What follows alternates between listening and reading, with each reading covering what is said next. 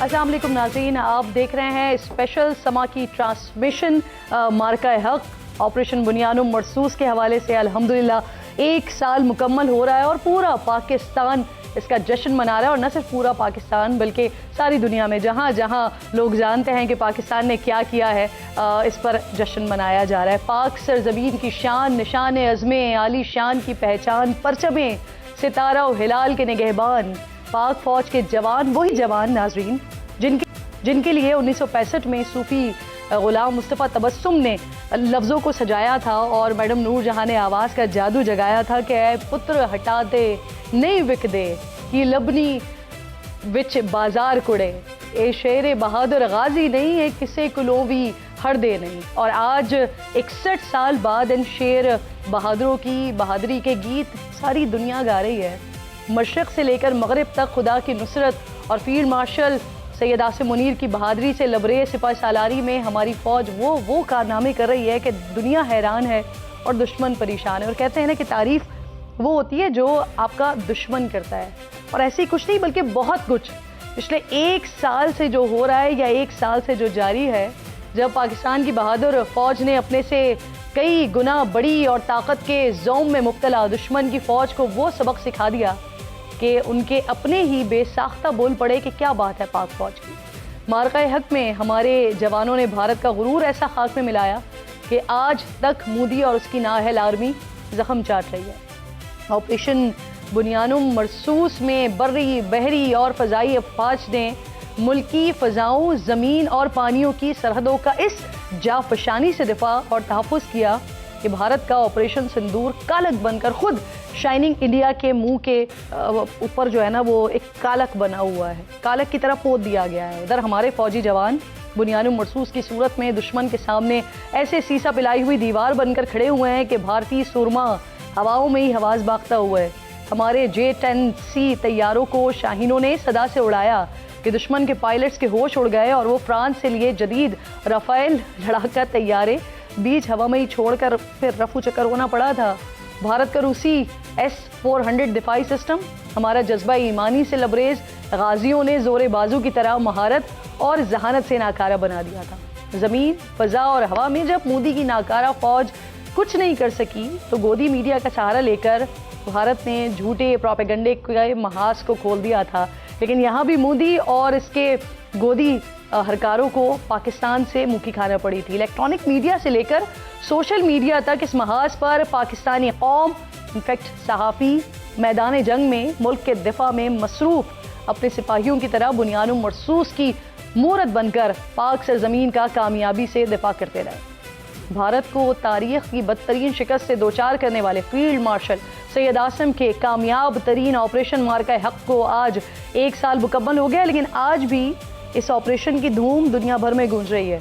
8-0 इसे भारत की बदतरीन हार की गवाही तो अमेरिकी सदर डोनाल्ड ट्रंप कई मरतबा दे चुके हैं, लेकिन नरेंद्र मोदी के जख्मों को भी फिर वो कई बार उधेड़ते हैं जब वो ये बात करते हैं। आलमी इदारे सफ़े अव्वल के इंटरनेशनल जरीदे और बैनुल-अक़वामी माहिरीन मई 2025 में पाकिस्तान के हाथों भारत की बदतरीन शिकस्त पर आज तक तारीफ़ें कर रहे हैं। Field marshal general Syed Asim की शानदार हिकमत अमली के कसीदे पढ़ रहे हैं। ऑपरेशन मार्का हक जंगी मैदान में हिम्मत व हौसले के आगे ताकत और जिद्दत की शिकस्त का वो सबक है जो रहती दुनिया तक याद किया जाता रहेगा। रही बात अगर भारत की, तो इसे ये सबक अच्छी तरह तो याद रहेगा ही, सताता और तड़पाता भी रहेगा, जबकि पाक फौज की बहादुरी और बसीरत के जो हिसार में चांद रोशन चमकता सितारा रहेगा। और इंशाअल्लाह और अल्हम्दुलिल्लाह सबसे ऊंचा झंडा, ये परचम हमारा ही रहेगा। ये ट्रांसमिशन है और इसमें जज्बात भी हैं यकीनन, जो इस पाकिस्तान की रही जिस तरह से थ्रू आउट रह रही है, चल रही है आगे, इस पर भी बात करेंगे। कल DGISPR ने बड़ी इंपॉर्टेंट बातें की हैं और उन्होंने एक बार फिर भारत को कहा है कि आ जाएं अगर दोबारा आना चाहते हैं, ऑपरेशन सिंदूर 2, 3, 4 जो भी आप करना चाहते हैं। इस बार जब आगाज़ होगा वो पिछले हिस्से से आगाज़ होगा और फिर ये मार पड़ते हुए जिस तरह से पाक फ़ौज आगे बढ़ेगी, तो अगर उसके लिए भारत तैयार है तो जब चाहें जैसे चाहें आ सकते हैं। इस पर बात करने के लिए मुख्तलिफ पैनल हमें ज्वाइन करते रहेंगे, साथ मौजूद होंगे। इस वक्त मेरे साथ air marshal retired Saeed Khan साहब स्टूडियो में मौजूद है, किसी तारुफ के मोहताज नहीं है, मेरे इंतहाई मौजूद मेहमान है।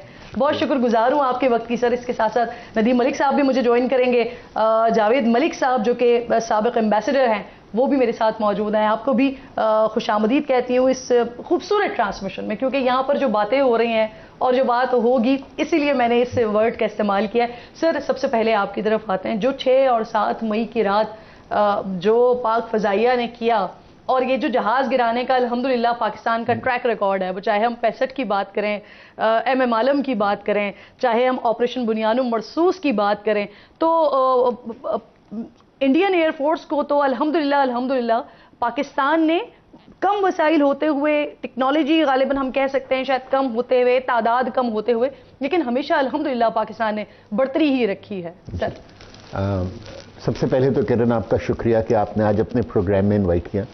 देखिए, इसमें तो कोई शक नहीं है कि हमारी डिफेंस फोर्सेस ने पिछले 78 ईयर्स में जब भी पाकिस्तान और इंडिया का मुकाबला हुआ, हमने हमेशा उनसे बेहतर परफॉर्म किया। और मेरा ख्याल ये वो माइंडसेट है जिसको आपने बड़ी खूबसूरती से अपने इंट्रोडक्शन में जिसका जिक्र किया कि हमारा हर फौजी पायलट या सेलर जो है वो इस मुल्क के लिए जान देने के लिए हमेशा तैयार रहता है, ठीक है ना। लेकिन मकसद जान देना नहीं है, मकसद ये है कि दुश्मन की जान ली जाए। अबसार साहब भी ज्वाइन कर चुके हैं, खुशामदीद कहूँगी एक बार फिर आपको। जावेद साहब भी मेरे साथ मौजूद हैं। जावेद साहब की तरफ से होकर फिर मैं अबसार साहब आपकी तरफ आती हूँ।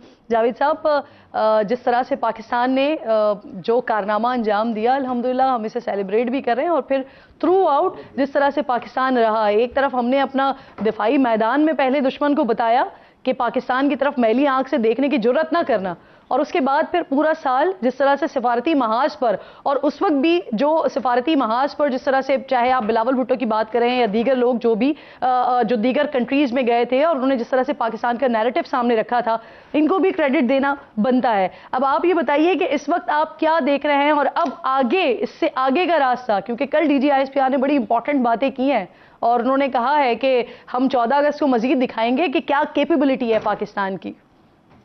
जी किरण साहब, सबसे पहले आपको भी, अबसार साहब को, नदीम मलिक साहब को, एयर मार्शल साहब को मेरी तरफ से और पूरी कौम को, बल्कि हम इस बुनियानुल मरसूस और मार्का हक की एक एनिवर्सरी पूरे होने पर मुबारकबाद देंगे।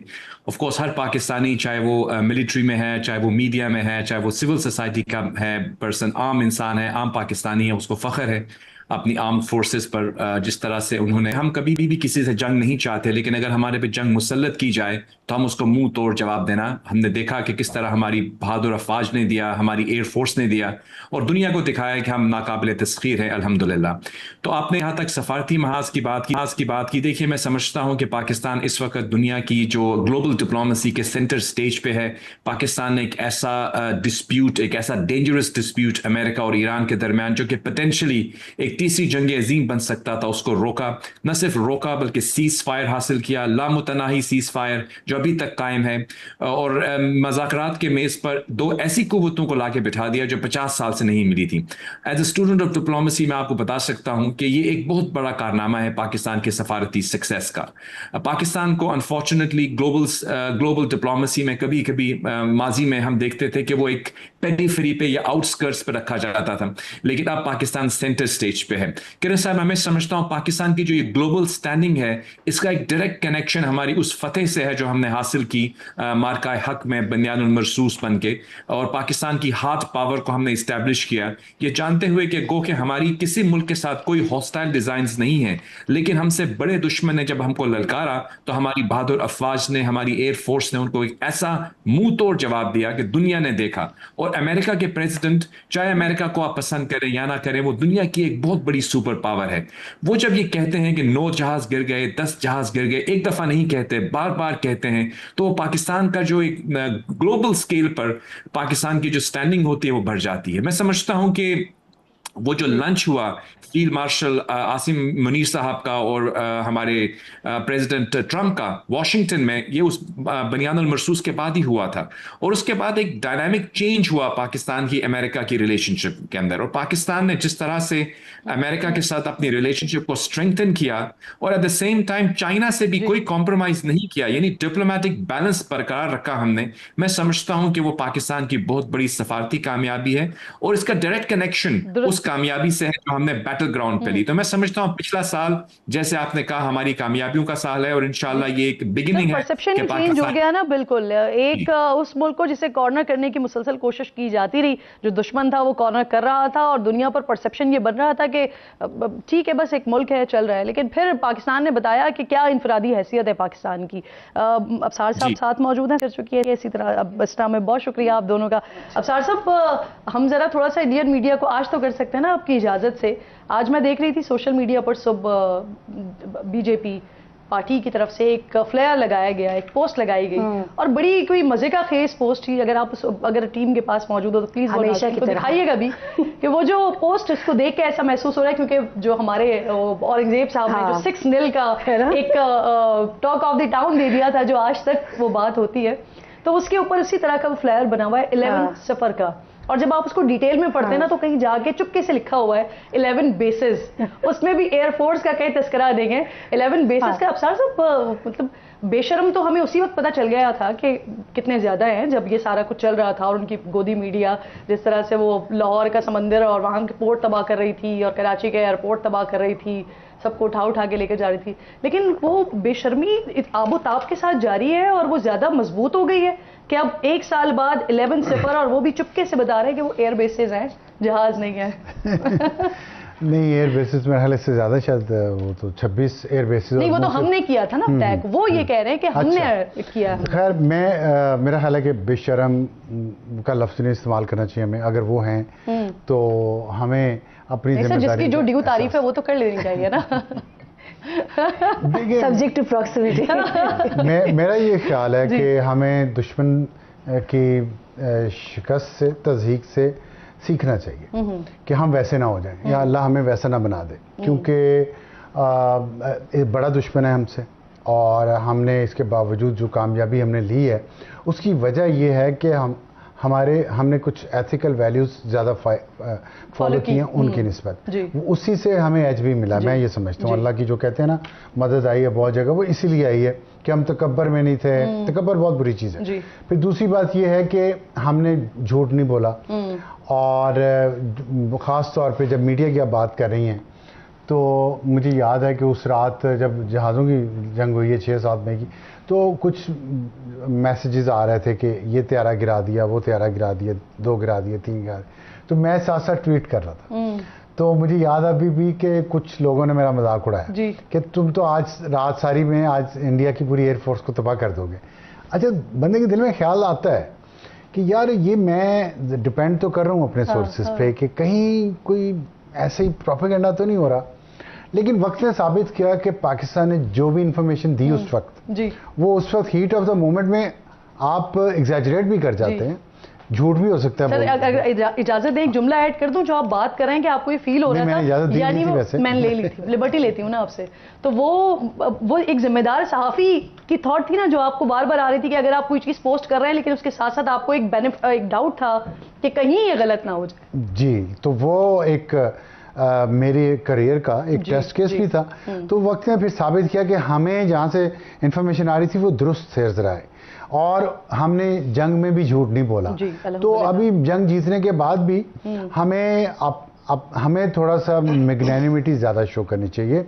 अगर हम वाकई जीते हुए हैं तो ये वो हारे हुए हैं ना, तो इसलिए वो इस तरह की बातें करेंगे। अगर हम उनके, it's not rate to the, वो जो कहते हैं रेस टू द बॉटम नहीं होनी चाहिए कि वो नीचे जा रहे हैं तो हम भी नीचे जाएंगे। हमें क्यों नीचे जाने की जरूरत ही नहीं है। मेरा ये मतलब है कि हम जब उनको हरा दिया, ट्रॉफी हमने उठा ली, अब वो जो मर्जी कहते रहे, तो ट्रॉफी तो हमारे पास है ना, ये दुनिया ने गवाही दी। ट्रॉफी से मुराद है कि दुनिया ने गवाही दी कि पाकिस्तान जीता है, और अगर नहीं जीता तो वो बता दें उन्होंने क्या जीता है इस जंग से। हम तो बहुत कुछ दिखा रहे हैं, जहाज़ों की अगर आप बात करें, हमारा मुल्क वैसे का वैसा चलता रहा, वो आप उस दिन कह रही थी गिरफ्तार करवा दिया उन्होंने फील्ड मार्शल को, प्राइम मिनिस्टर को पता नहीं क्या करवा दिया, सब कुछ वैसे के वैसे। इसकी बरक्स दुनिया में हमारी इज्जत बढ़ गई उस जंग के बाद, दुनिया हमारी इज्जत करना शुरू हो गई। अब हम एक रीजनल पावर के तौर पे, रिकग्नाइज रीजनल पावर के तौर पे जाने जाते हैं।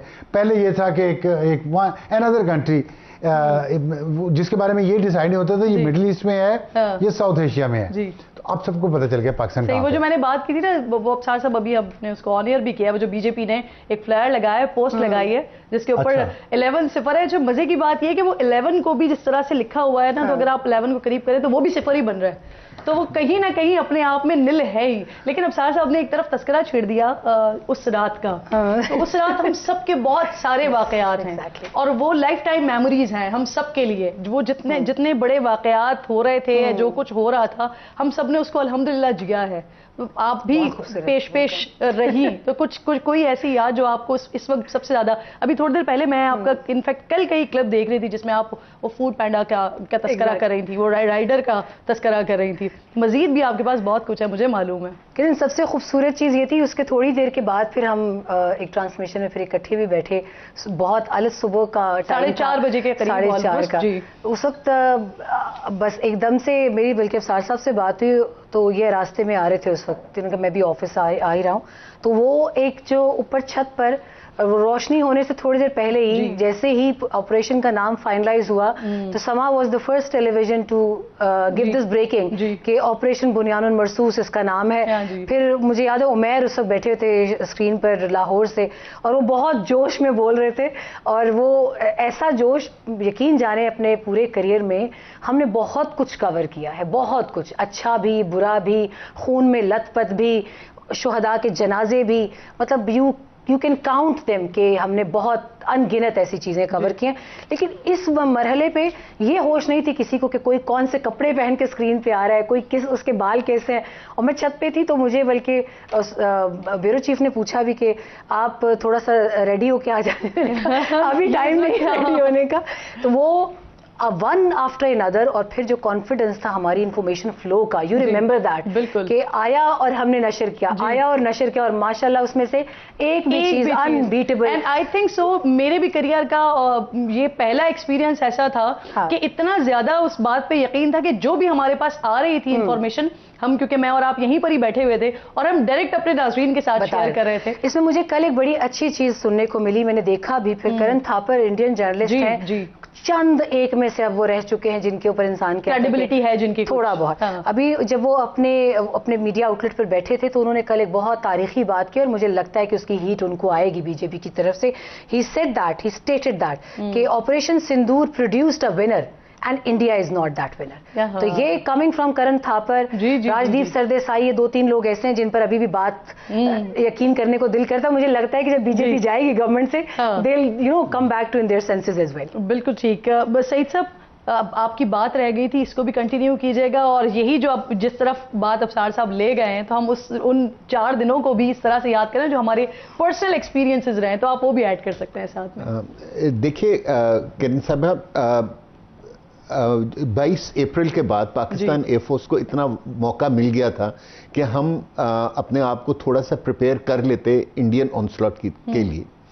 हमें पता था 2019 का हमारा एक एक्सपीरियंस था जी, और हमें पता था कि ये फॉल्स फ्लैग इंडिया ने किसी मकसद के लिए किया, और उस वक्त वो मकसद भी काफी क्लियर था सबको कि नॉर्थ ईस्टर्न स्टेट्स में उनके इलेक्शन होने जा रहे थे, और वो हमेशा ये फॉल्स फ्लैग करते हैं पेट्रियोटिज्म और जिंगोइज्म को जगाने के लिए इंडियन पॉलिटिक्स के अंदर पाकिस्तान वोट लेते हैं। जी, तो जो है क्या कहते हैं, we were expecting that India will do this stupidity. लेकिन अगर हम अपना कंडक्ट देखें 22 अप्रैल से लेके 6 मई तक, तो देखें हम दुनिया के हर इंपॉर्टेंट फोरम के ऊपर गए, हर इंपॉर्टेंट कैपिटल में गए, और हमने दुनिया को ये बताया कि हम जो हैं क्या कहते हैं इसमें हमारा कोई हाथ नहीं है, और हमने बायलेटरल ही नहीं, हमने इंटरनेशनल इंक्वायरी की भी ऑफर की। सो दुनिया को ऑलरेडी एहसास होना शुरू हो गया था कि अगर पाकिस्तान इतना वेहीमेंटली ये बात कर रहा है तो जरूर इसके अंदर कोई ऐसी बात नहीं होगी। जहां तक पाकिस्तान एयरफोर्स की परफॉर्मेंस का ताल्लुक है, मेरा ख्याल उसकी जितनी तारीफ आज की जाए 1 साल के बाद, वो कम है, ठीक है ना। और लेकिन ये जो उन्होंने परफॉर्मेंस दी, ये उस रात, एक रात की परफॉर्मेंस नहीं थी जी। इस परफॉर्मेंस के लिए पाकिस्तान एयरफोर्स ने तकरीबन कोई 10 से 12 साल तक मेहनत प्रिपेयर किया, ठीक है ना। और मैं ये जो प्रेजेंट लीडरशिप है एयरफोर्स की, उसको क्रेडिट देना चाहता हूं कि उन्होंने जब 2019 के बाद इंडिया ने एक बड़े लार्ज नंबर में राफेल्स खरीदे, लेकिन राफेल के साथ जो उनका सबसे लीथल फ्रेंच मिसाइल है मीटियोर, वो भी उन्होंने इंडिया को दिया। तो फिर पाकिस्तान एयरफोर्स ने अपने आप को एक तरीके से चेंज किया। एक कन्वेंशनल एयरफोर्स जो है ना, वो दो एलिमेंट्स के ऊपर डिपेंड करती है, एयरक्राफ्ट एंड एयर डिफेंस। लेकिन इस लीडरशिप ने 4 नई डोमेन्स बनाई, या जिसको कहते हैं कमांड्स बनाई, और जो थी space command, EW command, cyber command और अनमैन्ड फोर्स कमांड बनी।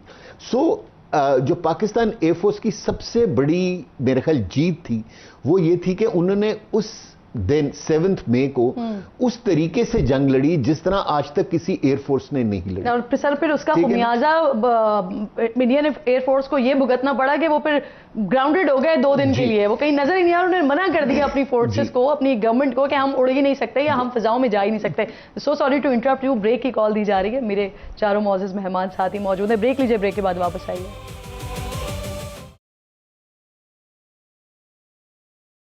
एक बार फिर जी आपको खुशामदीद कहते हैं। ऑपरेशन बुनियानो मरसूस मार्का हक के हवाले से स्क्रीन सजी हुई है हमारी, और मुसलसल यही बात हो रही है, और ये होनी भी चाहिए। ये 4 दिन यही बात होनी चाहिए, जिस तरह से अल्हम्दुलिल्लाह पाकिस्तान ने अल्लाह रब्बुल जलाल की नुसरत से जो कामयाबी हासिल की थी। और अब हम चाहते हैं कि इसी सिलसिले को, जो कामयाबी, जो फतह अल्लाह ताला ने पाकिस्तान के नसीब में रखी, अब इसी को ही आगे बढ़ाते हुए ये आवाम तक भी मुंतकिल हो और आवाम के लिए भी आसानी पैदा हो। मेरे साथ तमाम मेहमान मौजूद हैं। जावेद साहब, आपकी तरफ बात को लेकर आती हूँ। सर, ये फरमाइए कि जो हमने सिफारती महाज की हम बात कर रहे हैं, अभी हमारे सामने एक अमेरिका और ईरान वॉर भी है, लेकिन उसके बावजूद भी जो स्ट्रैटेजी पाकिस्तान की रही, जिस तरह से पाकिस्तान का कामयाबी का स्केल रहा, और फिर जो सफारती महाज पर पाकिस्तान करता रहा उसी दौरान में, कि जब अभी तस्करा हुआ पहलगाम का वाक़या होता है, पाकिस्तान की तरफ से मजम्मत भी की जाती है, फिर पाकिस्तान की तरफ से ये भी कहा जाता है कि हम इसकी तहकीकात करवा लेते हैं, और कोई न्यूट्रल तहकीकात करवा लेते हैं, किसी तीसरे मुल्क से तहकीकात करवा लेते हैं, इंडिया की तरफ से नहीं माना गया। और फिर जिस तरह से पाकिस्तान का डेलीगेशन दुनिया भर में गया, और जिस तरह से पाकिस्तान का नैरेटिव रखा, और वहां से इंडिया का भी नैरेटिव था, लेकिन इंडिया के नैरेटिव को बाय नहीं किया गया, तो उस वक्त पाकिस्तान की जिस तरह की भी, वो चाहे दिफाई महाज की स्ट्रैटेजी हो, सिफारती महाज की स्ट्रैटेजी हो, बहुत ज्यादा कैलकुलेटेड थी। सर जी एब्सोल्युटली, देखिए पाकिस्तान की जो हार्ड पावर हमने डेमोन्स्ट्रेट की जब हमारी जंग जीती गई, तो हमने उसका जवाब दिया, और ऑब्वियसली दुनिया ने उसको देखा, जहाज भी गिरे, हमारे शाहीनों ने उसका जिस तरह से अपने आप को एयर सुपीरियोरिटी स्टैब्लिश की, और हमारी लैंड फोर्सेज ने। और उससे बढ़ के मैं ये कहूँ कि जो स्ट्रैटेजी डेवलप की गई लीडरशिप की तरफ से, प्राइम मिनिस्टर शहबाज शरीफ हो, हमारी पूरी पॉलिटिकल लीडरशिप हो, चाहे किसी भी जमात से उनका ताल्लुक, और हमारे फील्ड मार्शल साहब ने जो मिलकर एक स्ट्रैटेजी बनाई। देखिए, मैं मिलिट्री स्ट्रैटेजिस्ट तो नहीं हूं, लेकिन एज स्टूडेंट मैं ये बता सकता हूं आपको कि जंगें एक्चुअली बैटल ग्राउंड से पहले उनकी स्ट्रैटेजी होती है। स्ट्रैटेजी जब इवॉल्व उन्होंने की और उसको फिर इंप्लीमेंट किया, उसको हमने देखा कि वो कामयाबी से हमकनार हुई। उसके जो सफारती सतह पे आप बात कर रही हैं, हमने पिछले सेगमेंट में ये बात की कि एक जो हासिल हुआ है हमें, जिसे हम कह सकते हैं ब्लेसिंग इन डिस्गाइज, उन्होंने तो हम पे हमला किया। गालिबन कल DGISPR की स्टेटमेंट में भी सुन रहा था, उन्होंने कहा कि दुश्मन ने एक ऐसा टाइम देखा कि शायद उन्होंने समझा कि हमारे अंदर कोई पॉलिटिकल डिफरेंसेस हैं, उनसे फायदा उठाया जाए, लेकिन हुआ बिल्कुल ऑपोजिट। जैसे ही उन्होंने एक घिनौना हमला किया, हमारी कौम मुत्तहिद हो गई, बिल्कुल उस सीसा पिलाई हुई दीवार की तरह, जिसको कहते हैं अल्हम्दुलिल्लाह। और उसका एक मजहर ये भी था कि जो डेलीगेशन जिसका जिक्र आप फरमा रही हैं, जो दुनिया भर में गया, मैंने देखा कि उसमें सबसे खुश आइन ये बात थी कि उसमें बिलावल भुट्टो जरदारी, जो कि किसी ओहदे उनका कोई इस गवर्नमेंट में ओहदा नहीं है, इसके साथ साथ MQM के दोस्त, PMLN के दोस्त, तमाम जमातें जो थी उसमें शामिल थी, और दुनिया को एक यूनिफाइड मैसेज दिया कि देखिए हमारी पॉलिटिकल लीडरशिप, चाहे हमारे अंदर एक डेमोक्रेसी के अंदर कोई डिफरेंसेस भी, लेकिन नेशनल इंटरेस्ट के मामले में हम सब एक हैं। आई थिंक ये वो मैसेज था जो कि दुनिया ने बहुत सब एक हो जाते हैं, और ये वो नेशनल यूनिटी का मैसेज था जो कि दुनिया भर में गया। मैं क्रेडिट दूंगा हमारी पॉलिटिकल लीडरशिप को। और उससे बढ़ के ये भी आप देखिएगा कि आज जो हम देख रहे हैं कि पाकिस्तान को ग्लोबली आपने, मैं obviously as a student of diplomacy, मैं एम्बेसडर बनने से पहले मेरा ताल्लुक मीडिया से भी रहा है, तो पाकिस्तान की डिप्लोमेटिक जर्नी को देखने का मुझे इत्तेफाक हुआ है। मैं ये कह सकता हूं, अफसार साहब एग्री करेंगे, कि हमारी जो डिप्लोमेटिक जर्नी है उसकी पिनिकल पे हैं आज हम लोग। हमें माजी में कभी एफ कहते थे, कभी किसी, यानी हमारी आइडेंटिटी जो थी उसको, हमारी कैपेबिलिटीज को, हमारी जो स्ट्रेंथ उस तरह से रिकॉग्नाइज नहीं किया जाता था। और सर फिर तो ये वक्त भी आ गया था आज हमारे फॉरेन इंडिया और पाकिस्तान को, जहां माजी में पहले एक साथ पुकारा जाता था, फिर इंडिया अलग हो गया था और पाकिस्तान और अफगानिस्तान हो गया था, और फिर एक बार पाकिस्तान उस मोड़ पर लेकर आया दुनिया को कि जहां इंडिया और पाकिस्तान का ही तकाबुली जायजा होता है। अब सर साहब, क्योंकि उन्होंने आपकी तरफ इशारा कर दिया था, तो मैं आपकी तरफ ये बात लेकर आना चाह रही हूँ कि सर जी मुझे कंप्लीट कर लें। मैं एक बात कहना चाह रहा था कि देखिए, हिंदुस्तान की हम बात करते हैं, ऑब्वियसली हम एक दानिशमंदाना और संजीदगी से बात करेंगे। उनकी जैसी भी हरकतें हों, हम ऑब्वियसली उनको उस तरह से रिस्पॉन्ड नहीं करेंगे। पाकिस्तान की पॉलिसी नहीं है, हम तो चाहते हैं खित्ते में अमन हो, हम आज भी दोस्ती चाहते हैं, लेकिन इसलिए हमें एक विलिंग पार्टनर चाहिए उस तरफ से। मैं सिर्फ ये कहना चाहता हूं कि आज अगर आप ग्लोबली देखें तो हिंदुस्तान अपने आप को डिप्लोमेटिक आइसोलेशन और स्ट्रेटेजिक इररेलेवेंस में देख रहा है, यानी उनको कहीं पे भी सीरियसली नहीं लिया जा रहा। उनको सोचना चाहिए कि उनकी जो पॉलिसीज हैं वो बिल्कुल फायर हो रही है। एग्जैक्टली सर, और जब ईरान अमेरिका जंग में पाकिस्तान जिस लेवल पे रेलिवेंट हुआ, तो फिर इंडिया में पाकिस्तान को इंडिया को ताने पड़ना शुरू हो गए, उनकी गवर्नमेंट को ताने पड़ना शुरू हो गए कि आप कहाँ हैं, आपका शाइनिंग इंडिया कहाँ पर है, आपकी सिफारतकारी, बेस्ट सिफारतकारी कहाँ पर है। अब साहब जिस फॉर्मूले की बात की है, जो डेलीगेशन की बात की, जिसमें MQM भी थी, PMLN भी थी, और पाकिस्तान पीपल्स पार्टी, बिलावल भुट्टो साहब उसको लीड कर रहे थे, उस वक्त भी इनफैक्ट हम सब ने बात की थी। तो अच्छा होता कि अगर इसमें इस इक्वेशन में अगर PTI को भी शामिल कर लिया जाता, समहाउ उस वक्त भी ये बात हो रही थी। लेकिन फिर इसी फॉर्मूले को पिक किया गया इंडिया की तरफ से, शशि थरूर को, और हमने दीगर लोगों को देखा। लेकिन वो जो अपना जो कुछ लेके गए, या जो कुछ उन्होंने सामने रखने की कोशिश की, बताने की कोशिश की, इंटरनेशनली उस चीज को नहीं इस तरह से बाई किया गया। क्या समझते हैं आप, क्या ये सच्चाई थी सिर्फ और सच्चाई की बेस पर हुआ, या फिर हमारी तरफ से जो सफारतकारी थी वो इतने बेहतरीन अंदाज में हुई कि फिर सफारती महाज पर भी हमने इस सारे मामले में कामयाबी समेटी? देखिए, ये जो आपने बात की PTI वाली, पहले कि आप उनको ले लिया जाता, तो थोड़ी सी करेक्शन हमें करनी चाहिए कि उन्हें कहा गया था। जी बिल्कुल, ये PTI ने डिसाइड किया कि उसने नहीं इसका हिस्सा बनना।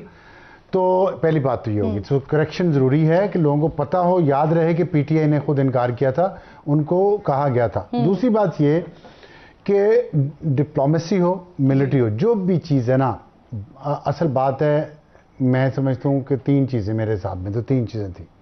एक तो अल्लाह की मदद थी, दूसरा कौम सारी का एक कंसेंसस था, इत्तेफाक था एक चीज़ पे, सारी कौम एक्सपेक्ट भी कर रही थी और ये चाह भी रही थी कि पाकिस्तान जवाब दे, और सही तरीके से जवाब दे, क्योंकि लोग तंग आ चुके थे। अगर आपकी तवज्जो, मैं जी मेरी आप ही की तरफ नहीं, वो फिर मुझे मुझसे बात हो नहीं सकती उसमें।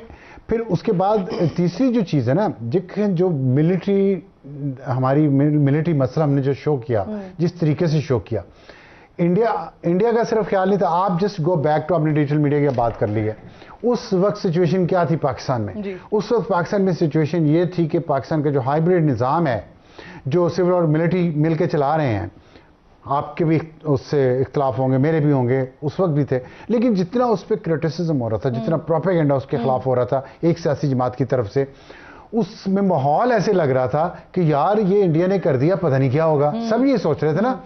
तो पता चला कि नहीं यार, जिनका काम जो था ना, उन्होंने काम सीखा है, तैयार हैं, और उन्होंने सही जवाब दिया। उससे सारी फिर चीज़ जो आपकी थी ना, आपकी पॉलिटिकल, आपकी क्रेडिबिलिटी, आपकी डिप्लोमेटिक क्रेडिबिलिटी, वो सारी बन गई मिलिट्री क्रेडिबिलिटी की वजह से। अगर खुदा ना खास्ता मिलिट्री फ्रंट पे हमें ये कामयाबी ना मिली होती, तो ना ही हमारी डिप्लोमेसी कामयाब होनी थी, जैसे माजी में होता रहा। हमारे लिए तो दुनिया ने कभी कुछ नहीं किया, ना यूनाइटेड नेशन ने किया, ना किसी और मुल्क ने किया, जब तक कि ये मार्का हक जिसको आप कह रहे हैं नहीं हुआ था। कई सारे सबक थे इसके अंदर, अफसार साहब, बिल्कुल कई सारे सबक थे, और इसमें एक सबसे बड़ा सबक ये भी था कि आपको जो भी कुछ करना होता है अपने लिए, वो खुद ही करना होता है, दुनिया आपके लिए नहीं करती। और फिर पाकिस्तान ने इस बात को अल्हम्दुलिल्लाह साबित किया। ब्रेक लीजिए, ब्रेक के बाद वापस आते हैं। एक बार फिर आपको खुशामदीद कहती हूँ। ट्रांसमिशन खुसूसी हमारी जारी है ऑपरेशन बुनियानुल मरसूस मार्का हक के हवाले से। सईद साहब, जितनी गुफ्तगू यहाँ पर हो रही है और मुसलसल अल्हम्दुलिल्लाह हम पिछले 2-3 दिन से इसी पर ही बात कर रहे हैं, यही हमारा टॉपिक है।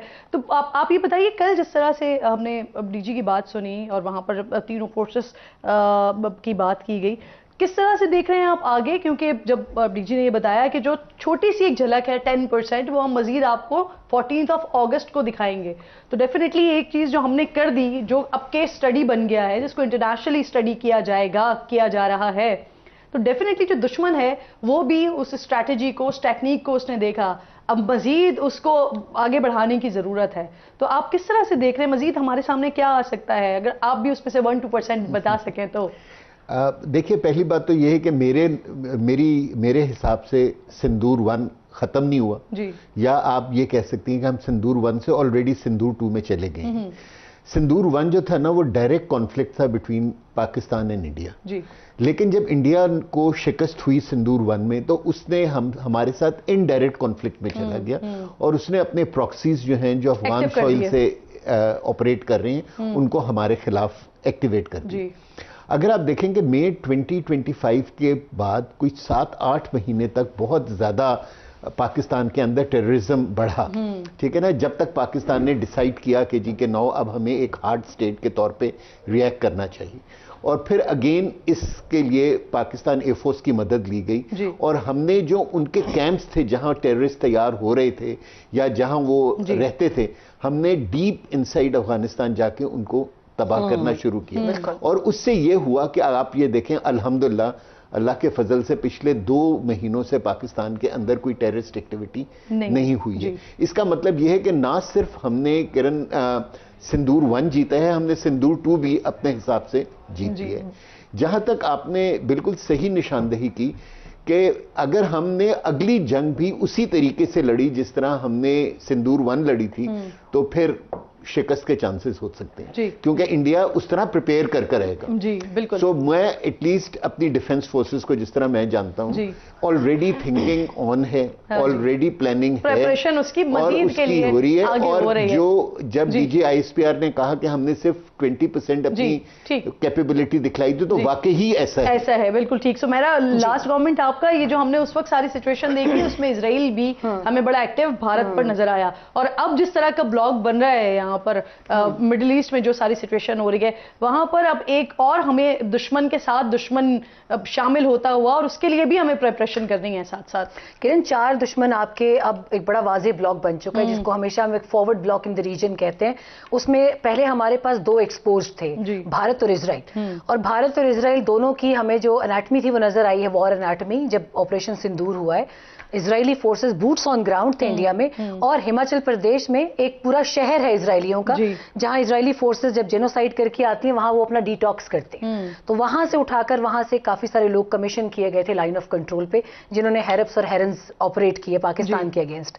अब आपके सामने 2 लोग और खुलकर सामने आ चुके हैं, अफगानिस्तान, और एक मुल्क और है जिसका मैं भी कुछ वजूहात की बुना पर नाम नहीं ले सकते, लेकिन वो देखने वाले नाजरीन भी बहुत समझ चुके होंगे, क्योंकि सब समझ चुके हैं। इन समंदरों में काफी सारी बोट्स ऐसी पकड़ी गई हैं जो BLA के लिए वेपन और किलर ड्रोन्स लेकर आ रही थी। बिल्कुल आप समझदार हैं। बिल्कुल आपकी बात दुरुस्त। Thank you so much. Sumera साथ मौजूद थी। सईद साहब आपका बेहद शुक्रिया, जावेद साहब आपका बेहद शुक्रिया। ब्रेक लीजिए, ब्रेक के बाद जब हम वापस आएंगे तो इसी टॉपिक को जरा मजीद आगे बढ़ाएंगे कुछ नए मेहमानों के साथ। ब्रेक लीजिए।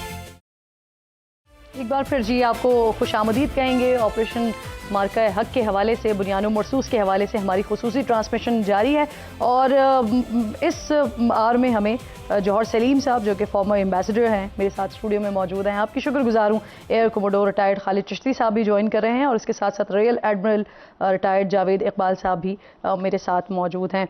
ब्रेक से पहले जो हम गुफ्तगू कर रहे थे, अबसार साहब अब छोड़ कर यहाँ पर गए थे, तो वहीं से ही सिलसिला जोड़ते हैं ताकि आप उस पर कमेंट करें, फिर हम दीगर पैनलिस्ट की तरफ चलें कि पिछली जंग में हमने देखा कि जो टेक्नोलॉजी का यूज़ किया जा रहा था इंडिया की तरफ से, कुछ इस तरह की भी इत्तलात आई, कुछ इस तरह की भी खबरें आई कि उस टेक्नोलॉजी को ऑपरेट करने के लिए भी इजराइल के लोग जो है वो इंडिया में मौजूद थे, और इस जंग को मुसल्लत करने से पहले कुछ वहाँ पर कुछ लोग वहाँ पहुँचे भी थे। अब जो सिनेरियो बना है 1 साल बाद ईरान अमेरिका वॉर के बाद, वो और ज़्यादा इसमें क्लैरिटी आ गई है। कुछ हमें इजराइल के पंजे यहाँ पर इस रीजन में गड़ते हुए इस तरह से नजर आ रहे हैं कि अमेरिका ईरान जंग से पहले नरेंद्र मोदी एक दिन पहले वो फादरलैंड मदरलैंड कहते हुए इसराइल में ही बैठे हुए थे। तो अब शायद हमारी जो पिछली जितनी भी प्रेपरेशन थी, जितनी भी हमारी तैयारियां थी, जिसका अल्हम्दुलिल्लाह हमने फिर उसकी एग्जीक्यूशन, जबरदस्त एग्जीक्यूशन करके दिखा भी दी, लेकिन अब हमें शायद मजीद स्टेप फॉरवर्ड इस दुश्मन को भी मद्देनजर रखते हुए ही अपनी तैयारी करनी है। देखिए, जंग में तैयारी, एक बात तो मैंने आपको कही है ना कि पूरी कौम को सरप्राइज मिला पिछले साल कि हमारी तैयारी है और हमने उसी तरह से लड़ा। अभी जज्बा भी है, तैयारी भी है। अब ये वो सरप्राइज था, ना सिर्फ हमारे लिए, दुश्मन के लिए बहुत बड़ा सरप्राइज था, क्योंकि दुश्मन इसी चक्कर में आया था कि 2019 की तरह ही होगा और वो नहीं हुआ। अब वो सरप्राइज था। और फिर जिस तरह हमारी एयरफोर्स ने जो तैयारी की हुई थी, जो इलेक्ट्रॉनिक वॉरफेयर, जो मल्टी रोल हमने एक वो सिस्टम चलाया ना, उसमें मल्टी रोल वॉरफेयर, वो क्या उसको कहते हैं, इंटीग्रेटेड वॉरफेयर, तो उसकी वजह से वो हमें जो एज मिली है, फिर हमने उसको लूज नहीं किया। एस्केलेशन लेडर हमारे हाथ में आ गया। अब अगली दफ़ा, अभी वो कह रहे थे एम्बेसडर साहब कि अगली दफ़ा हमें कुछ और तैयारी करनी पड़ेगी, विच इज़ ट्रू। हमें जो कंप्लेसेंसी है ना, मैं ये चाहता हूँ पाकिस्तानी मीडिया से, मैं ये बार बार कहता हूँ कि हमें इंडियन मीडिया के रास्ते पे नहीं चलना चाहिए कि जो चेस्ट थम्पिंग होती है ना हर वक्त कि जी हम बड़े, हम, उससे एक कंप्लेसेंसी आ जाती है। तो फिर उसके बाद वही होता है कि 1992 का वर्ल्ड कप जीत लिया किसी ना किसी तरह, और फिर उसके बाद कभी भी नहीं जीत सके। ये नहीं होना चाहिए। ये अनप्रोफेशनलिज्म है, और मैं नहीं समझता कि हमारी जो आर्म्ड फोर्सेस हैं वो अनप्रोफेशनल है। वो मीडिया से ज़्यादा ही प्रोफेशनल है। तो और वो अपनी तैयारी कर रही हुई, कुछ मेरे पास इतलात भी हैं कि सरप्राइजेस अगर दोबारा जंग हुई तो होंगे। और उसमें ये जो आपने इसराइल का एलिमेंट आपने बात की ना, इसराइल की, तो 2 मिथ्स टूटी हैं पिछले 1 साल में। एक मिथ तो ये कि पाकिस्तान को जब चाहें आप यहाँ पे जो मर्जी करके आप चले जाएं, कुछ नहीं होगा। पाकिस्तान ने सबसे पहले ईरान को जवाब दिया, फिर पाकिस्तान ने इंडिया को जवाब दिया, फिर पाकिस्तान ने अफगानिस्तान को जवाब दिया, और आपकी इतला के लिए अर्ज़ है, पाकिस्तान इसराइल को भी जवाब दे चुका है। पाकिस्तान की इस वक्त एयरबेस है सऊदी अरब में, और पाकिस्तान की फ़ौज है सऊदी अरब में, और वो वाज़ेह तौर पे ये मैसेज है इसराइल को। और कल जो स्टेटमेंट दिए परसों डिप्टी प्राइम मिनिस्टर ने कि नो गो एरिया है, नो गो जोन है सऊदी अरेबिया किसी भी मुल्क के लिए। फिर जो field marshal Asim Munir Iran गए, इस जंग में 3 दिन वहां रहे, 3 दिन और 3 रातें। उस माहौल में आपने, जहां पे ईरान की टॉप मिलिट्री और पॉलिटिकल और उनकी जो न्यूक्लियर साइंटिस्ट की जो क़यादत थी, वो अंडरग्राउंड उड़ा चुकी थी। अंडरग्राउंड तो बाकी रहने वाले गए ना। तो ये क्या था? ये मैसेज था कि हियर वी आर। तो वो मिथ पाकिस्तान ने तोड़ी। दूसरी मिथ जो थी ना कि इंडिया बहुत, दुनिया का भी ये ख्याल था, ट्रंप का भी ये ख्याल था, सारी दुनिया का ख्याल था कि इंडिया बहुत बड़ा मुल्क है। क्वाड बनाया हुआ था, आपको याद है, ऑस्ट्रेलिया, जापान, इंडिया, अमेरिका। किधर है क्वाड आज? वो क्यों दफन हुआ? जब ये मिथ तोड़ी गई कि इंडिया बहुत बड़ा होगा लेकिन हम इसको मुंह दे सकते हैं। और साथ उसके जो इजराइल की एक मिथ बनी हुई थी कि पता नहीं ये क्या कर देगा, और यहाँ पे पूरे अरब ममालिक मिलके इसको शिकस्त नहीं दे सके 1967 में। और उसके बाद वो मिथ ईरान ने तोड़ दी कि अमेरिका और इजराइल मिलके भी अगर जज्बा हो तो आप खड़े हो सकते। जज्बा तो हमारे पास जज्बा है, महारत है हमारे पास, और हमारे पास अल्लाह का शुक्र है वो हथियार हैं जो किसी और इस्लामी ममालिक के पास। अल्हम्दुलिल्लाह। और इसकी बदौलत फिर ये मार्का कौम साथ मुत्तहिद होकर खड़ी रहे। कौम के अंदर जो वो निफाक पैदा करने वाले हैं ना कुछ लोग, वो अगर समझ जाएं या उनको समझा दिया जाए तो मेरा ख्याल है कि सर वैसे वो अभी भी एक्टिव हुए हैं, आप भी फॉलो करते हैं, आप भी देखते हैं, वो अभी भी दोबारा एक्टिव हुए हैं। सोशल मीडिया जो पिछले साल इस बात के क्रेडिट ले रहे थे कि सोशल मीडिया पर हमारा हाथ था जंग जितवाने में, वो आज इस बार फिर दोबारा से एक्टिवेट हुए हैं। एक्टिवेट करने वाला भी तो बहुत है ना। चलें, काबिल रहम है वो, उनकी बात ही नहीं करते। काबिल रहम और काबिल तरस। जी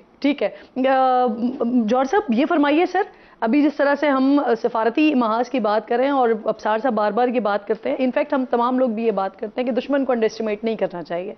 तो जहां जहां पर हम सब जानते हैं, मालूम भी है, आप चाहे उनकी हरबी ताकत के हवाले से, हथियारों के हवाले से बात करें या आप उनकी फोर्स की तादाद के हवाले से बात करें, जितनी हमारी फौज है उससे ज्यादा तो उन्होंने कश्मीर में बिठाई हुई है, लेकिन उसके बावजूद भी अल्हम्दुलिल्लाह जो हमें फतह नसीब हुई, तो जहां जहां पर उनके गैप्स थे वो भी डेफिनेटली अब उस गैप्स पर तो काम कर रहे होंगे। अगर वो पाकिस्तान की तरफ दोबारा देख रहे हैं या अगर वो चाहते हैं कोई छेड़छाड़ करना या अगर कुछ अपनी इज्जत बचाना चाहते हैं, तो वो भी यकीनन किसी न किसी अपनी गैप पर तो काम कर रहे होंगे। जी बिल्कुल, उसमें कोई शक नहीं है। जाहिर है कि गलतियों से तो सारे सीखते हैं, लेकिन देखिए पाकिस्तान की तरफ से कोई इस तरह की सिचुएशन नहीं है कि हमें कोई बिल्कुल ही वो हो गया हो कि रिलैक्स कर गए हों, बिल्कुल ही। देखिए पाकिस्तान में बहुत ही क्लैरिटी है हमें कि ये हमें एक थ्रेट जो है ना, मुसलसल थ्रेट है उनकी तरफ से, और उसका जिस तरह हमने जवाब देना है उसके लिए पाकिस्तान में प्लानिंग, और जिस तरह अफसार साहब ने भी कहा, हमने तो फोर्स ही बना दी थी उसके अगले ही दिन जब वजीर आजम साहब ने आके ऐलान कर दिया था। बिल्कुल, तो वो तो है अपनी जगह पे। अच्छा, लेकिन जो आम चीज़ें देखें, ये जो जंग है आजकल के ज़माने की, उसके कई पहलू होते हैं। तो उसमें एक पहलू तो वो जंगी पहलू उसका है, दूसरा जो वॉर ऑफ नैरेटिव्स थी, अच्छा वो भी पाकिस्तान ने उस वक्त खूब लड़ी और दुनिया ने देखा कि किस तरह वो जो उनका राफाल जो नैरेटिव की वॉर में था, वो जो कि शशि थरूर था, तो वो शशि थरूर भी बेकार साबित हुआ उन्हीं राफाल्स की तरह जो उनसे हैंडल नहीं हुए। वो 40 लोगों के डेलीगेशन जो 40-40 मुल्कों में लेके फिरे, वो भी कोई काम नहीं आए। और उसके बाद जो तीसरी मैं समझता हूँ उसकी डायमेंशन थी, जो सफारती डायमेंशन थी, उसमें भी देखें कि आज हिंदुस्तान का नाम कहाँ है। पाकिस्तान की तो हर जगह दुनिया के सारे कैपिटल्स में बात हो रही है, पूरी दुनिया के मीडिया पे बात हो रही है, न सिर्फ मेन स्ट्रीम बल्कि सोशल मीडिया तक पे। तो पाकिस्तान को पीस मेकर के तौर पे देखा जा रहा है, एक नेट स्टेबलाइजर के तौर पे देखा जा रहा है। और वही इंडिया जो अपने आप को कहता था कि दुनिया की सबसे बड़ी जमहूरियत भी है, चौथी बड़ी हम इकॉनमी है, दुनिया के सबसे अब तो पॉपुलस कंट्री भी वही है। फिर वो उनका जो रोल वो समझते थे कि जी अब तो हमारी कलीदी अहमियत हो गई है, क्योंकि हम तो इनकी जो इंडो पैसिफिक स्ट्रैटेजी हैं, बेशक वो क्वाड हो या बेशक वो I2U2 हो या बेशक जो इस तरह की जितने भी तंजीमें बनी हैं, उन सब का हिस्सा थे वो। लेकिन उस सब के बावजूद इस वक्त एक स्ट्रेटेजिक इररिलेवेंस का शिकार हो गए हैं। पर इसका मतलब ये नहीं कि हम बस इस पे इत्तेफाक कर लें, क्योंकि जाहिर जिस आपने कहा वो लगे होंगे, वहाँ पे जद्दोजहद भी है। ये ठीक है कि बौखलाहट भी है जो कि नजर आती है उनके बयानात से, बेशक वो जयशंकर के हों या वो राजनाथ के हों, वो आपको नजर आती है। वो जिसको मैं सफारती शरपसंदी कहता हूँ, उस तरह के बयानात भी उनके आते हैं सामने, लेकिन साथ ही साथ काम भी हो रहा होगा। और फिर ये समझ लेना कि मोदी कमजोर हो गया है, वो भी नहीं हुआ। अभी वेस्ट बंगाल में देखें कि कितने 15 सालों के बाद वहाँ पे जो है ना रूलिंग पार्टी बदली है, और बीजेपी ने आखिरी कला भी वो जो कहते थे ना हिंदुस्तान में वो फतह किया, तो बीजेपी भी लगता है कि वो भी कहीं नहीं जा रही फिलहाल। तो हमारे लिए बिल्कुल देखें उसमें कोई शक नहीं। और फिर ये एक तरफ से नहीं है कि सिर्फ ईस्टर्न बॉर्डर से तो है नहीं, अफगानिस्तान के रास्ते से भी वो जो अजीत डोवाल की स्ट्रेटजी का डॉक्ट्रीन है, बल्कि स्ट्रेटजी तो है ही, डॉक्ट्रीन है ऑफेंसिव डिफेंस का। और वो क्या है कि जी हम इस्तेमाल करेंगे प्रॉक्सी ऑर्गेनाइजेशंस को, और वो प्रॉक्सी ऑर्गेनाइजेशंस क्या है, वो दहशतगर्द तंजीमें हैं। तो वो मैं समझता हूँ इस किस्म की साजिश। और फिर एक जो नया पहलू है इजराइल के साथ, ये बहुत अहम है इस वक्त। ये जो नेक्सस है, जो कि नया नहीं, पहलू नया इस तरह है कि अब ये पाकिस्तान के खिलाफ साजिशें होनी ज्यादा शुरू कर दी है। बिल्कुल, वरना तो ये बहुत पुरानी एक तारीख है इसकी। तो हमें बिल्कुल इन सारी चीजों का ख्याल रखना है। और फिर हमें ये भी देखना है कि देखें कुछ फंडामेंटल्स ऐसे हैं जो बदले नहीं है, उसका भी हमें ख्याल होना चाहिए। और वो क्या है, वो ये है कि इकोनॉमिकली इंडिया बहुत स्टेबल है, इसमें कोई हमें शक नहीं होना चाहिए। वो उनको एक प्लेटफॉर्म प्रोवाइड करता है अपनी डिफेंस भी बिल्ड करने का, अपनी इंटेलिजेंस बिल्ड करने का, अपनी टेररिज्म वाली जो है ना जो शरंगेजी बिल्ड करने का, और हमें उसको भी मुस्तहकम करना है। जी बिल्कुल, तो बात यही करते हैं हम कि माशी एतबार से आपका पॉइंट बिल्कुल वैलिड है कि माशी एतबार से अब जो है ना वो बेहतरी की बहुत ज्यादा जरूरत है। बाकी फ्रंट्स पर हम सफारती महाज हो या दिफाई महाज हो, जी किरण, वो ये है कि देखें कुछ फंडामेंटल्स जो है सफारती तौर पर भी ऐसे हैं, हमें ये अस्यूम नहीं कर लेना चाहिए कि अब अमेरिका के साथ उनके कोई परमानेंट ताल्लुकात खराब हो गए हैं। उसके कुछ फंडामेंटल्स ऐसे हैं जो अपनी जगह पे रहेंगे। उनकी जो अहमियत जो है ना, वो कुछ अमेरिका की जो स्ट्रेटजीज है, क्योंकि वो तो उनकी वो है ना बहुत ही ज्यादा लॉन्ग टर्म स्ट्रेटजीज है। उसका भी हमें ख्याल रखना होगा। बिल्कुल ठीक। जावेद साहब बहुत शुक्रिया। अस्सलाम वालेकुम सर, ये फरमाइए जिस तरह से हमने कल भी हम डीजी साहब जब बात कर रहे थे और तीनों फोर्सेस ने अपना अपना जो कुछ हुआ वो भी रखा, आगे क्या प्लानिंग है उसके हवाले से भी बात की, तो उस वक्त भी जब ये सारा मामला हो रहा था और जब इंडिया को शिकस्त फाश हुई तो फिर इंडिया ने पाकिस्तान के समंदरों में छेड़छाड़ के हवाले से बात करना शुरू कर दी। और कल जब डीजी साहब से इस बारे में सवाल भी हुआ तब भी उन्होंने जवाब दिया कि लें जरा ये अपनी गंदी जबान से कराची का नाम, फिर कराची वाले इनका हशर करेंगे। तो वो बेसिकली उनका इशारा अब उसी तरफ था कि जिस तरफ इंडिया बात करता है। प्रिपरेशन, तैयारियां समंदरों में भी मुकम्मल थी और कुछ चीजें हुई भी थी उस वक्त भी जो शायद उस तरह से सामने नहीं आई थी, लेकिन उस वक्त हुई थी। अगर आप उसका हवाला देना चाहें और उस पर रोशनी डालना चाहें। जी बिल्कुल, जो मैरीटाइम सिक्योरिटी है वो इंडिया की नेशनल सिक्योरिटी का एक बड़ा अहम सतून है। अच्छा, उनके हिस्टोरियंस ने, उनके जो स्ट्रेटेजिक स्कॉलर्स हैं, उन्होंने ये कंक्लूजन निकाला कि इंडिया जो है उसको क्यों ऑक्युपाई किया गया, हिस्टोरिकल इंडिया, फॉरेन इन्वेडर्स क्यों आए उसमें, और स्पेशली जो ब्रिटिशर्स ने आके जिस तरह इंडिया पे कंट्रोल किया। तो उन्होंने कहा कि ये जो लैक ऑफ सी पावर थी जिसकी वजह से ब्रिटिशर्स ने आके इस पे कब्जा किया, क्योंकि ब्रिटिशर्स की सी पावर थी। तो उन्होंने कहा कि जी इंडिया का जितना ज्योग्राफिक साइज है उतना इसकी ग्लोबल इन्फ्लुएंस नहीं है, तो ग्लोबल इन्फ्लुएंस बढ़ती है सी पावर से। अगर आपके पास नेवी मजबूत होगी, अगर आपके पास एक मैरीटाइम ट्रेड की मर्चेंट शिप्स होंगे, पोर्ट्स होंगी, अच्छी एक ट्रेड होगा, तो हमारी वो उनका कंक्लूजन था कि हमारी ज्योग्राफिक इन्फ्लुएंस बढ़ेगी। तो वहां से वो ये ड्रॉ करते हैं स्ट्रेंथ, और सारा उनका जो आप देखेंगे डिफेंस बजट का जो फोकस है वो भी नेवी की तरफ डाइवर्ट हुआ हुआ है पिछले 15-20 सालों से, ताकि हम नेवल पावर को बढ़ाएं। और फिर उनकी जो इंडो यूएस जो कॉन्फ्रेंस हुआ, इंडो पैसिफिक स्ट्रेटेजी आई चाइना को कंटेन करने के लिए, तो उसमें अमेरिका ने समझा कि जो भारतीय बहरिया है वो एक बहुत कारामद मोहरा साबित होगी अगर चाइना की एनर्जी सिक्योरिटी को थ्रेटन किया जाए, इंडियन ओशन में उसको सिवियर किया जाए। इसी वजह से उन्होंने बहुत रैपिड मॉडर्नाइजेशन भी की, और इसी को ही वो हमेशा पाकिस्तान के तनाजुर में वो थ्रेटन करते आए हैं कि हम किसी भी फ्यूचर कॉन्फ्लिक्ट में कराची को ब्लॉकेट करेंगे और गवादर को बम्बार्ड करेंगे। लेकिन हालिया आप देखें, ये जो दोनों हमारे मार्के हुए 2019 में जो बालाकोट के अटैक के बाद हुआ, तो उस वक्त उनका कोई भी कैपिटल शिप, कोई भी बड़ा जहाज, एयरक्राफ्ट कैरियर तो दरकिनार, उनका कोई डिस्ट्रॉयर वो भी इंडियन ओशन में मौजूद नहीं था, दूर दूर तक थे। हत्ता कि उनका एक बहरी जंगी जहाज प्रबल के नाम से, वो कोई एक खैर सगाली दौरे पे था, ओमान की पोर्ट में था। तो जब तक जंग बंद होने के महीने 1.5 महीने तक उन्होंने उसको वहां से हिलाया नहीं, उसको इंडियन नेवी के जहाज उसको एस्कॉर्ट करके नहीं लाए, जंगी जहाज था, उसको किस चीज का डर होना चाहिए था, जंग खत्म भी हो चुकी थी। तो इतना वो केयरफुली, इतना वो स्केयर्ड हैं कि अगर उन्होंने बहरी उसमें थिएटर में छेड़छाड़ की तो उनके अपने इतने इंटरेस्ट टाइड है, क्योंकि वो भी एक इकोनॉमिक पावर बनना चाहते हैं। तो अगर उनकी जो सी लाइंस ऑफ कम्युनिकेशन है, जो उनका जो तेल आता है गल्फ ममालिक से, जो उनकी ट्रेड होती है, जो उनकी एक्सपोर्ट्स होती हैं, अगर उसको पाकिस्तान बहरिया जो है वो उसको काटने की, उसको डिसरप्ट करने की मुकम्मल सलाहियत रखती है।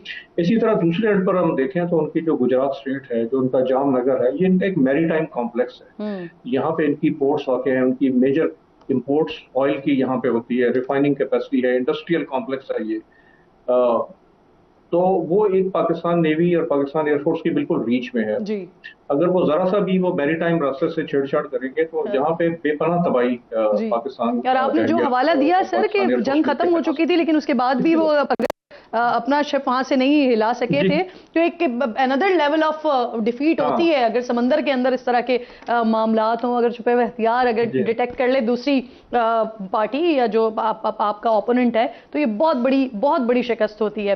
पाकिस्तान की बहुत ही नामवर फनकारा हैं, मुझे इस वक्त ज्वाइन करी हैं, गुलकारा हैं हुमैरा अरशद साहिबा, क्योंकि पाकिस्तान की ये जो अल्हम्दुलिल्लाह फतह है, जिन लोगों ने ग्राउंड पर लड़ी, लेकिन एक एक पाकिस्तानी का उसमें इस तरह से किरदार रहा है कि उसने लीस्ट पर अगर कुछ किया है तो वो ये कि पाकिस्तान की इस कामयाबी पर खुश हुआ है, भरपूर खुश हुआ है। तो हम चाहे अदाकारों की बात करें, गुलकारों की बात करें, तमाम लोगों की जो है वो कैफियत आज तक अल्हम्दुलिल्लाह उसी तरह से थी। तो आज हमने इसी वजह से खुसूसी जहमत दी है हुमैरा अरशद साहिबा आपको कि आप हमारी इस ट्रांसमिशन का हिस्सा बने और अपने तासुरात से भी हमें ज़रूर आगाह करें कि क्या फीलिंग्स थी उस वक्त जब आप देख रही थी ये सारी चीजें? पाकिस्तान किस तरह से रिटेलिएट कर रहा है, पाकिस्तान कैसे अल्हम्दुलिल्लाह दफा कर रहा है उस वक्त से लेकर आज तक, और यकीनन फिर आप क्योंकि एक सिंगर हैं तो आपके पास तो ये है कि आप गुनगुनाती भी होंगी पाकिस्तान के लिए, तो पहले अपनी फीलिंग्स बताएं, फिर मैं ये जरूर चाहूंगी कि आप कुछ सुना के भी जाएं हमें। जी जी, मेरी तरफ से आप सबको अस्सलाम वालेकुम। और जब ये मंजर हो रहा था, जब ये सब कुछ हो रहा था, तो हमें अपनी पाक फौज पे पूरा यकीन और पूरा एतमाद था कि इंशाअल्लाह अल्लाह की मदद और हमारे बुजुर्गाने दीन और पंच पाक के सदक़े से हमें कभी शिकस्त नहीं होगी। हमारी फौज जो है वो हमें मायूस नहीं करेगी। और सबसे ज़्यादा खुशी की बात ये थी कि हमारी जो अवाम थी, हमारे जो पाकिस्तानी थे, जो पाकिस्तान से बाहर लोग थे, वो बिल्कुल नहीं डरे और हम भी बिल्कुल नहीं डर रहे थे उस टाइम जो भी है, क्योंकि हम मुसलमान हैं। हम लोग इस बात पे यकीन रखते हैं कि मौत जो है वो तो आनी जानी है, इस जान की तो कोई बात नहीं, लेकिन वो कहते हैं ना, जिस तज से कोई मक्तल में गया वो शान सलामत रहती है। तो हम लोग इस बात पे, जो जैसे मैंने कहा, अपनी पाक फौज पे हमें पूरा यकीन था, अपनी दुआओं पे, अपने मौला पे हमें यकीन था कि हम नहीं हारेंगे और हमारा जो दिफाई निज़ाम है वो माशाल्लाह मजबूत हाथों में है। और मैं बहुत खुश थी। मैंने तो, हम बल्कि जितने भी सिंगर्स थे उस टाइम आपने देखा होगा, सब ने अपनी पाक फौज का जो मोराल है उसको बुलंद रखने के लिए तराने किए, सब कुछ किया और हमने भी किया। बिल्कुल ऐसा ही है। और आज जब हम इसे सेलिब्रेट कर रहे हैं इंतहाई आजिज़ी के साथ, अल्लाह का शुक्र अदा करते हुए, तो मैं चाहूंगी जरूर, क्योंकि मैंने देखे भी हैं, आपने कुछ नगमे पोस्ट भी किए थे उस दौरान भी, जब आप तरन्नुम में उसे पढ़ रही थी तो उस वक्त आपने पोस्ट किए थे, अगर कुछ सुनाना चाहें हमारे नाजरीन के लिए। देखिए, हमारी मैडम नूर जहां साहिबा, उन्होंने भी जो जिसका टैलेंट है उसने उसी तरीके से अपना हिस्सा डाला। हमारे पास भी आवाज़ है, हमने उसी को यूज़ किया, तो मैं ज़रूर सुनाऊंगी। हमारी पहले तो पाक फौज को सलाम है और अल्लाह ताला ऐसे ही करे कि हमारा जो निज़ाम है, दिफाई निज़ाम मजबूत हाथों में ही रहे और हमें अल्लाह ताला हमेशा जो है वो फाते ही रखे, मालिक कायनात। थैंक यू सो मच, बहुत बहुत शुक्रिया हुमैरा। यही वो जज्बा है जो कौम का है, अल्हम्दुलिल्लाह। आपका बेहद शुक्रिया जी। बिल्कुल। और मैं अपनी गवर्नमेंट को इस चीज़ की भी मुबारकबाद देना चाहूँगी कि कल जो है 9 मई को जो है मार्का हक के जो प्रोग्राम उन्होंने पूरे पाकिस्तान में रखे हैं, बहुत सारे आर्टिस्ट जो हैं उसमें माशाल्लाह से परफॉर्म कर रहे हैं, अपना अपना हिस्सा डाल रहे हैं। और ये भी तारीख का जो है एक नया बाब हम सब के लिए खुला है। बिल्कुल, आप दुरुस्त कह रही हैं। 9 मई को जो है वो हर साल ये दिन जो है वो मनाया जाए, बल्कि मैं तो कहती हूँ कि 8, 9, 10 को जो है मनाया जाए, सेलिब्रेट किया जाए जो है। ठीक, बिल्कुल ठीक। Thank you Humaira, thank you so much. आप साथ छोटा सा ब्रेक लीजिए, ब्रेक के बाद वापस आते हैं। एक बार फिर आपको खुशामदीद कहती हूँ। खुसूसी ट्रांसमिशन हमारी जारी है। खालिद चिश्ती साहब भी हमें ज्वाइन कर चुके हैं। खालिद साहब, बहुत शुक्रिया। अस्सलाम वालेकुम सर। सबसे पहले तो ये बताइए कि मुझे याद है आपने ही प्रोग्राम में बताया था कि ये जो नंबर्स हैं जहाज़ गिराने के या भारत पे गुरूर गिराने के, ये 6 नहीं है, ये 6 से ज़्यादा का नंबर है। और फिर उसके बाद कल जब हम उस प्रेस ब्रीफिंग में बैठे हुए थे तो हमें 8 बताया गया नंबर, जिसमें 4 रफ़ेल थे, मज़ीद एक एक्सपेंसिव तैयारे की बात की गई, मज़ीद 2 की बात की गई, Su-30 की बात की गई। तो सर अभी ये बताइए कि जो 8 का नंबर है यही है या मज़ीद इसके ऊपर काम हो रहा है, जो डैमेजेस हैं उसको भी, क्योंकि डेफिनेटली इंडिया को इतनी बड़ी इस मामले में डिफीट है कि वो तो कोशिश करेंगे कि जितना हो सके उसे अंडर द कारपेट किया जा सके, लेकिन क्या पाकिस्तान अभी भी काम कर रहा है, ढूंढने की कोशिश की जा रही है?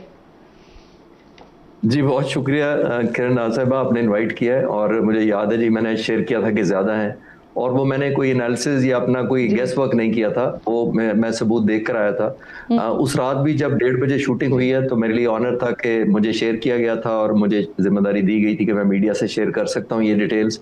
और हमारा ग्रेस उस वक्त भी यही था अल्हम्दुलिल्लाह कि जहाज़ उस वक्त भी 6 थे, हम कंफर्म थे। तमाम हमारे इंडिकेटर, पायलट्स की रिपोर्ट्स, पायलट्स की जो वीडियोस होती हैं कॉकपिट के अंदर, इलेक्ट्रॉनिक सिग्नल, उसके अंदर ये जहाज़ उस वक्त भी 6 थे, फौरन जब 6 और 7 की दरमियानी रात को। लेकिन उस वक्त भी मुझे पाक फिजाई की लीडरशिप ने कहा था कि 6 हैं लेकिन आप 5 शेयर करें मीडिया पे। तो मैं बड़ा हैरान हुआ था कि आप 6 कह रहे हैं लेकिन शेयर 5 करें। तो उन्होंने कहा था कि नहीं, हमारा अपना क्राइटेरिया है, 3-4 चीजें हैं जिसके अंदर ये जो सिग्नल्स और प्लस एयरक्राफ्ट का रैकेज जब तक कंफर्म नहीं होता हम क्लेम नहीं करेंगे। तो 5 रैकेज हमें कंफर्म है कि इंडिया में गिर चुके हैं, 6ठा रैकेज कंफर्म नहीं है इसलिए क्लेम नहीं करेंगे। तो मैंने टीवी चैनल पर उसी रात को आके पास मिडनाइट ये कहा था कि 6 हैं लेकिन मैं 5 कंफर्म कर रहा हूं और मैं दुआ गो हूं और प्रिडिक्ट करता हूं इंशाल्लाह ताला कि 6 आएंगे। तो 6 हो गए। उसके बाद क्योंकि मैं डॉक्यूमेंट्रीज पिछले 6 साल से अपने शौक में बनाता रहता हूँ पाक फिजाइया के अनसंग हीरोज की और दूसरे, तो मैंने दरखास्त की, एक्सेस की कि मैंने डॉक्यूमेंट्री बनानी है, तो मुझे इजाजत मिल गई। तो मैं पूरा साल एयर रिपोर्टर ऑपरेशन रूम में ना सिर्फ गया बल्कि पाक फिजाइया की लीडरशिप की मेहरबानी, उन्होंने मेरे पे ट्रस्ट किया और तमाम जो डॉक्यूमेंट्री थी, जो वीडियोस थी, जो फुटेज थे, जो इंडियन जहाज़ों को शूटिंग हुई थी, पायलट्स की सारी कन्वर्सेशन, वो मैंने सुनी। तो उसकी रोशनी में जब मुझे उसी वक्त शुरू में ही कंफर्म हो गया था ये तो 80 है, और मैंने पाक फिजाइया से कहा कि आप इसको क्यों नहीं रिवाइज करते। लेकिन आपको पता है पाक फिजाइया थोड़ी सी इंट्रोवर्ट है, हम ज्यादा प्रोजेक्शन चाहते नहीं हैं, और मुझे कहा गया कि नहीं हम तो रिविजिट नहीं करना चाहते because the war is over, तो हमें लग जाएगा कि ऐसा हम कोई ग्लोरीफाई करना चाह रहे हैं। तो मैंने कहा ये तो ग्लोरिफिकेशन नहीं है, ये तो फैक्ट है। ग्लोरीफाई तो तब है कि आप एग्जैजरेट करें। तो मैंने फिर रिसर्च की, जब 1 साल से की, तो मैंने 1 दिन पहले यानी 6 को जो 2 दिन पहले मैंने एक डॉक्यूमेंट्री डाली एयर वाइस मार्शल तारिक गाजी की प्रेस कॉन्फ्रेंस से 1 दिन पहले, और उसका टाइटल ही यही था द 80 रियलिटी। 80 रियलिटी का ये था कि मेरी पूरे साल की रिसर्च थी और मैं पूरा साल पाक फिजाइया से सबमिट करता रहा, गुजारिश करता रहा कि आपको रिविजिट करना चाहिए, और अपने ग्लोरिफिकेशन के लिए नहीं, रिकॉर्ड स्टेट करने के लिए कि दुनिया को, हमारे आने वाली नस्लों को 80 पता होना चाहिए, ना कि 60। तो मेरे लिए हम्बल ऑनर और प्राइड है कि पाक फिजाइया ने कल अनाउंस किया जब, तो मुझे लगा कि मेरी सब्सटेंशिएशन हो गई वीडियो की भी, नंबर 1, और दूसरी मेरे जैसे तो 100 डॉक्यूमेंट्री बना लें लेकिन वो क्रेडिबिलिटी नहीं हो सकती जब तक पीएफ उसको एक्नॉलेज ना करे। तो मुझे उस सेंस में एक एलिमेंट ऑफ प्राइड भी लगा। अब आके अगली बात पर कि प्रेसिडेंट ट्रंप तो 11 तक कहते हैं। देखिए अभी 8 तो 100% कंफर्म है। कुछ डैमेज हुए थे जो हमने, जिसको हम, थोड़ी सी टेक्निकल बात है, मैं सिंपल करके कोशिश करता हूं, वो ये हुआ था कि उस जमाने उस रात को हमने 8 वेपन्स फायर नहीं किए थे, हमने ज्यादा मिसाइल फायर किए थे। बाज दफा आप चांस लेते हुए करते हैं कि आपको लॉक मिल जाता है, आपके कॉकपिट की इंडिकेशन आ जाती है, आपको वेरीफाई हो जाता है कि मिसाइल जाएगा, हिट करेगा। लेकिन जब जा रहा होता है, ये 200 किलोमीटर का फासला होता है, उस दौरान जहाज वहां स्टेशनरी तो नहीं ना रहता, वो तो मूव करता है। तो जब वो मूव करता है तो बाज दफा मिसाइल की रेंज से ऑफ हो जाता है।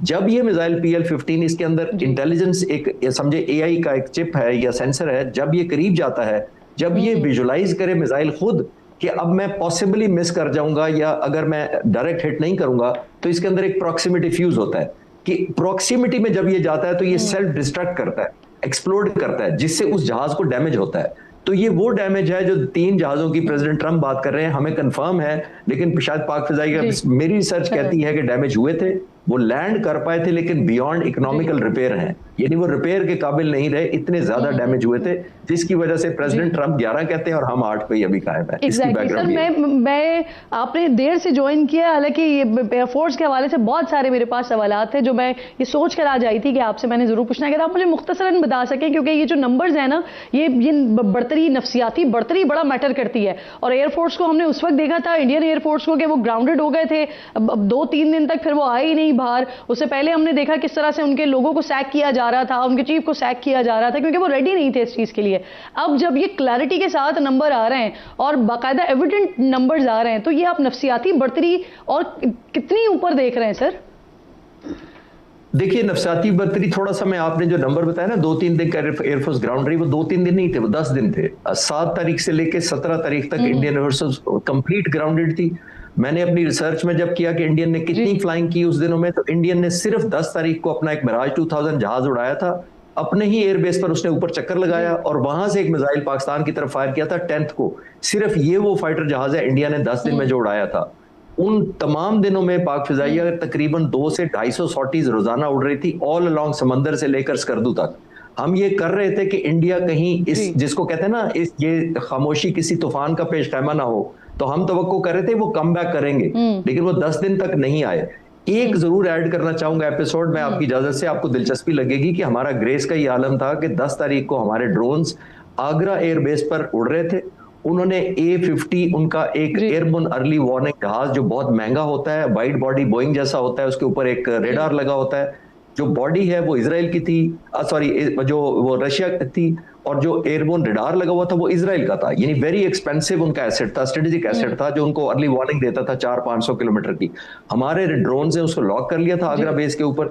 एयर चीफ ने ऑपरेशंस रूम से विड्रॉ कर लिया वो अटैक, इसलिए कि हम नहीं चाहते थे कि इतना बड़ा कीमती स्ट्रेटेजिक एसेट को तबाह करें और खुद अपने मुल्क को जंग में धकेलें। तो ये एक एलिमेंट ऑफ कंट्रोल या रिस्ट्रेन था, जिसको लेडर ऑफ एस्केलेशन कहते हैं, कि अपने हाथ में हमने रखी। हमने ये फोर्सेस का एक ग्रेस भी सर, ये हमने पहले भी देखा है कि हमेशा पाकिस्तान एयरफोर्स, पाकिस्तान आर्मी के हमेशा लॉक करके दूसरी जगह के ऊपर अटैक करके बताया कि हम यहां भी अटैक कर सकते थे। ये पाकिस्तान की अल्हम्दुलिल्लाह अब ये स्ट्रैटेजी रही है।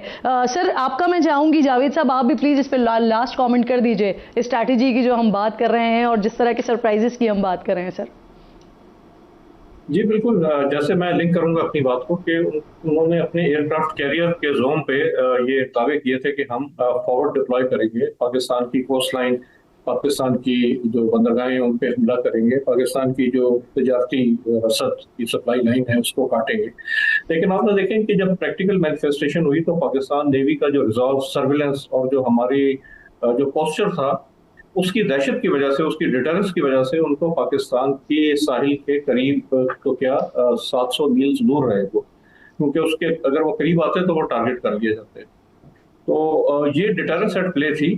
ये फिनेस स्ट्रेटजी की कि जो कहते हैं ना कि winning without fighting is the acme of skill, यानी कि लड़े बगैर जीत जाना फतेह की मिराज है। तो पाकिस्तान नेवी ने इसको प्रैक्टिकली करके दिखाया। बिल्कुल ठीक है। अल्लाह का बड़ा शुक्र अदा करते हैं कि अल्लाह ताला ने ये हमें फ़तह नसीब की, और इस बात पर भी शुक्र अदा करते हैं कि जो जहन बैठे हुए हैं या जो स्ट्रैटेजी बनाने वाले बैठे हुए हैं वो अल्लाह ताला ने इस मुल्क को ऐसे अता किए हैं जो हमें कामयाबी से हमगनार करते हैं। आप दोनों मेहमानों की मैं शुक्रगुजार हूँ, साथ मौजूद थे। ब्रेक लीजिए नाज़रीन, ब्रेक के बाद वापस अब्सार साहब और जौहर साहब साथ मौजूद हैं, उनसे बात करेंगे।